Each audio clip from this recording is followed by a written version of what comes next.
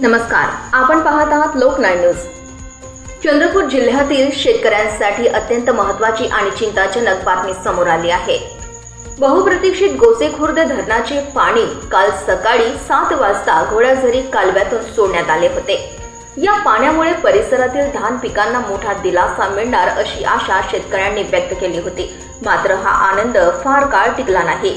आज नागभीड तालुक्यातील जनकापूर ओवाडा मिनघरी या कालव्याच्या मार्गावर असलेल्या ओवाडा गावाजवळ कालव्याला मोठे भगदाड पडल्याची घटना समोर आली आहे। या भगदाडातून मोठ्या वेगाने पाणी बाहेर पडून आजूबाजूच्या शेतांमध्ये पसरले। त्यामुळे शेतकऱ्यांमध्ये एकच खळबळ उडाली असून काही ठिकाणी पिकांचे नुकसान होण्याची भीती व्यक्त केली जात आहे। घटनेची माहिती मिळताच परिसरातील शेतकऱ्यांनी मोठी गर्दी केली।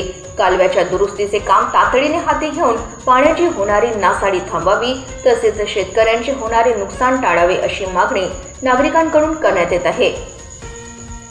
विशेष म्हणजे मागील वर्षी सिंदेवाही तालुक्यातील चिटकी मोरू पार मार्गावरील कालव्यालाही अशाच प्रकारे भगदाड पडले होते। त्या ठिकाणी अद्याप कायमस्वरूपी कॉन्क्रीट दुरुस्ती करण्यात आलेली नसून मातीचा भराव करून तात्पुरती व्यवस्था करण्यात आल्याचे स्थानिकांचे म्हणणे आहे। त्यामुळे अशा तात्पुरत्या दुरुस्त्या कितपत टिकाऊ ठरतात, तसेच भविष्यात अशा घटना टाळण्यासाठी कायमस्वरूपी उपाययोजना केव्हा होणार असा प्रश्न आता शेतकरी आणि नागरिक उपस्थित करत आहे। या घटनेमुळे सिंचन व्यवस्थेवरही प्रश्नचिन्ह निर्माण झाले असून संबंधित विभागाकडून नेमकी काय कारवाई केली जाते आणि भगदाड किती वेळात बुजवले जाते याकडे संपूर्ण परिसराचे लक्ष लागले आहे। हीच होती सध्याची महत्त्वाची अपडेट। अधिक ताज्या आणि विश्वासार्ह बातम्यांसाठी पाहत रहा लोकनाय न्यूज।